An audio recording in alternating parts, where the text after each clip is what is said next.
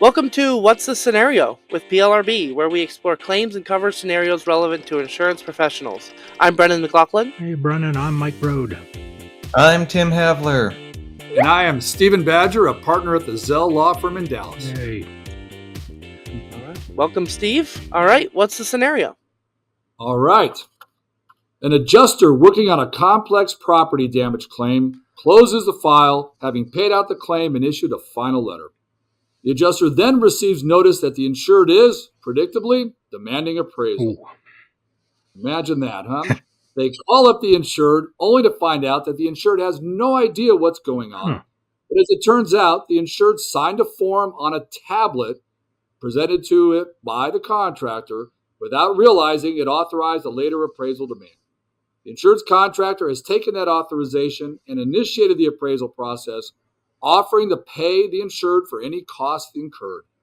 The adjuster is left wondering who the appraisal process is actually benefiting.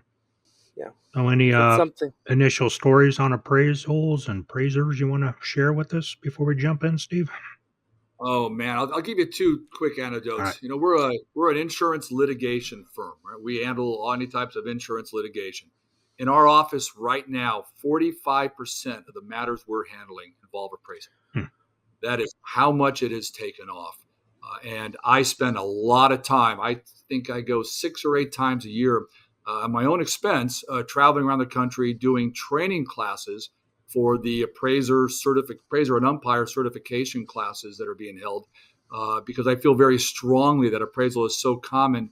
We need to make sure that we have a good, qualified body of appraisers and umpires. So I travel around. In fact, I just did one yesterday down in Houston and go and do a several-hour training session. In fact, yesterday was a 2-hour session with respected policyholder attorney Chip Merlin, who I know your listeners know. Chip and I do a kind of a debate discussion for 2 hours in front of the class. Yesterday was about 80 people, and we talk about all the hot topics in appraisal from both my perspective, the insurer perspective, and Chip's perspective as well. And what's most interesting to the class is that they find that Chip and I agree on much more than we disagree. Oh, interesting. So it's a really hot topic now, and I'm glad to be here to talk about it. Perfect. Well, let me get the ball rolling, Steve. I was way back when I used to handle property claims, and then moved into the wonderful world of casualty before I came to PLRB, because I like casualty. It was more gray, so property was black and white back in the day. So yeah, something I never came across was a contractor-driven appraisal demand. So is that a new thing? Is it how big of a problem or how big of an issue is this in the industry? Yeah, I think it is fairly new. It always went on a little bit when there were a few people out there doing this before everybody else. But in the past 5 years, it's become extremely common. Okay. Contractors have learned that they can go out to basically any roof, and even if the damage is questionable, either as to the existence of damage or the scope of damage or when it occurred, they know that even if the insurance company denies the claim or measures it for just a repair, they know that they can just dump it in appraisal and appoint one of their buddy contractor friends or somebody they know as the appraiser, get it into appraisal, and probably get something out of the process. So it's become extremely common, and it's an issue we're all having to deal with. So is this, we'll go back to the scenario. You said they just signed something on a tablet and they didn't know what they were signing. Are we talking all-out assignment of benefits where the contractor then is taking control of the claim, or is this more targeted toward appraisal where the contractor is kind of pushing the insured forward? Yeah, I love talking with people who know insurance because that's a really good question. An AOB, it could be an AOB, and people who are in states where AOBs are allowed. So we do see the contractor have the homeowner sign an AOB in states where AOBs are still allowed. Now, as we know, Florida's gotten rid of them, Louisiana's gotten rid of them, Texas never allowed them. So a lot of states now we're not having to deal with AOBs. I never have had to deal with them. So what I deal with in Texas and what we're seeing now in states where there aren't AOBs is just what you referred to. It is a demand for appraisal signed by the insured on the tablet that is just a demand for appraisal, not an AOB. If it's an AOB, then that raises a whole nother number of questions, because in that situation, yeah, the insured has the right to demand appraisal if it has a valid AOB in a state where AOBs are allowed. But in my state, they are not allowed. And so what they're doing is just having them sign the appraisal. Interesting. So what if an adjuster finds the claim in this situation? Is there anything they can do to address it, or what would the next steps be?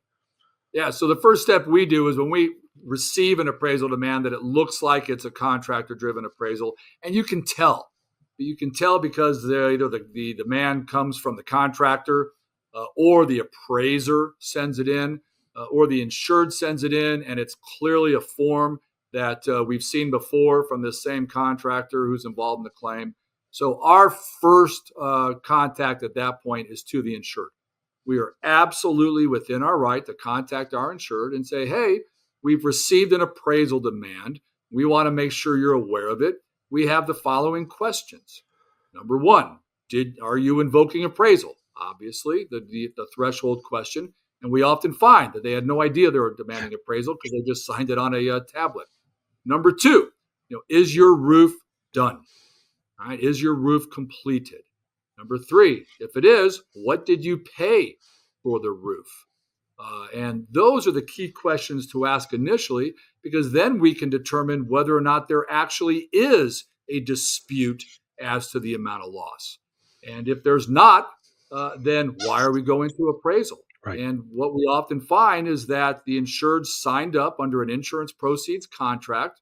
The insured turned over its proceeds to the contractor, and the contractor did the work. And now that contractor just dumps everything in appraisal, finds its buddy to be the appraiser, and they're just trying to juice the claim for a little more money. And in that scenario, if the work is done and there's an insurance proceeds contract, we say, Mr. Insured, if you believe we owe you more money, we're happy to pay it. But if you don't and you're happy and the roof's done and you've given them the insurance proceeds, there's nothing to talk about because there's no dispute as to the amount of loss. And a large number of these just go away with just that initial contact with the insured. Steve, can I ask a related but unrelated question? Because a lot of members reach out to us and say, hey, we have this contractor or even a public adjuster that's also trying to act as their own appraiser. Is that something that's ever allowed in any states that you're aware of, or is it an issue?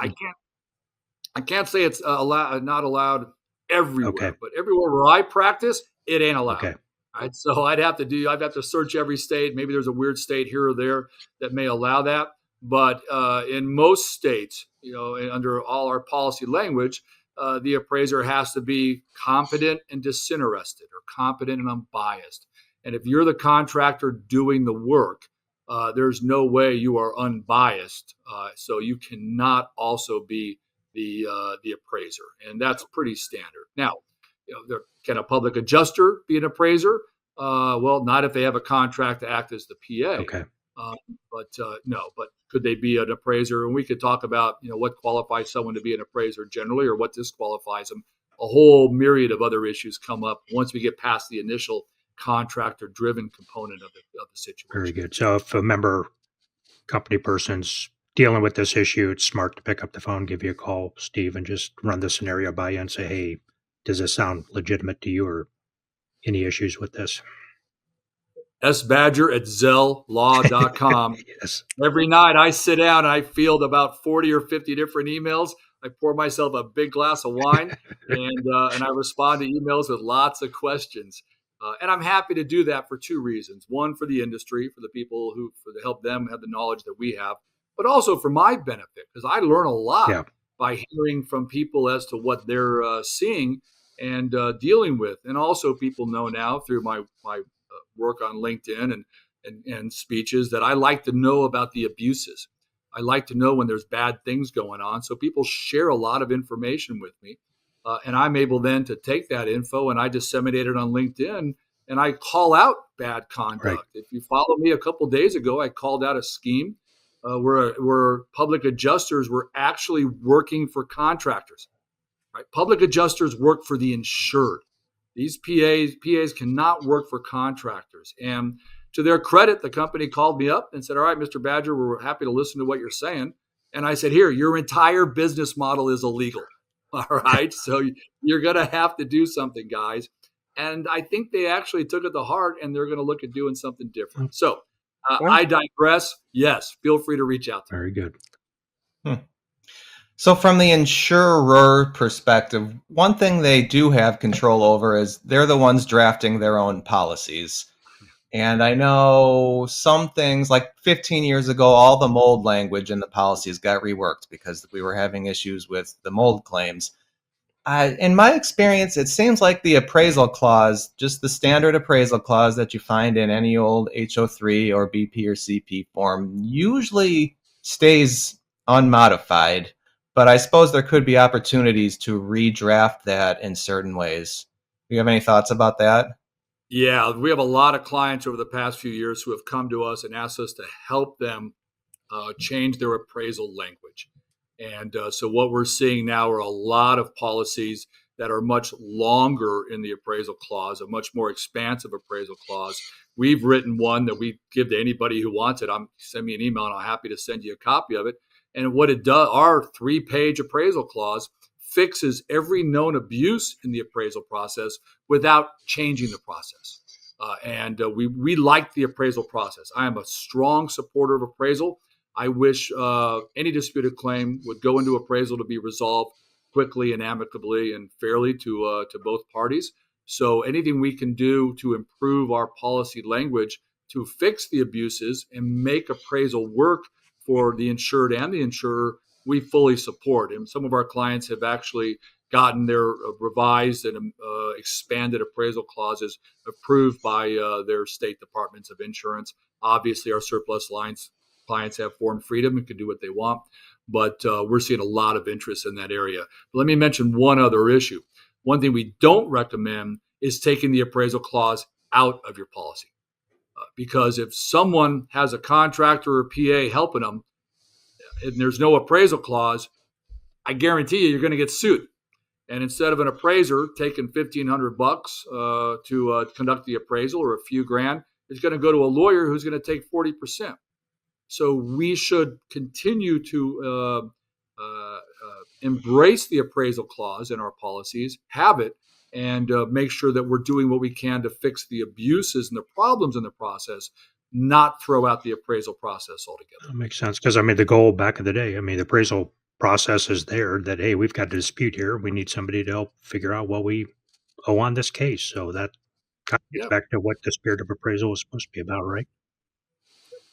Yeah, we want matters resolved, and it's important to find a way. And we can go through the process. We can try to negotiate the claim. We can end up trying to find ways to resolve it. And at some point, when we reach that ultimate impasse, there's a dispute there. Invoke appraisal and get the claim resolved. Perfect. all right, Steve. What can we take away from this scenario?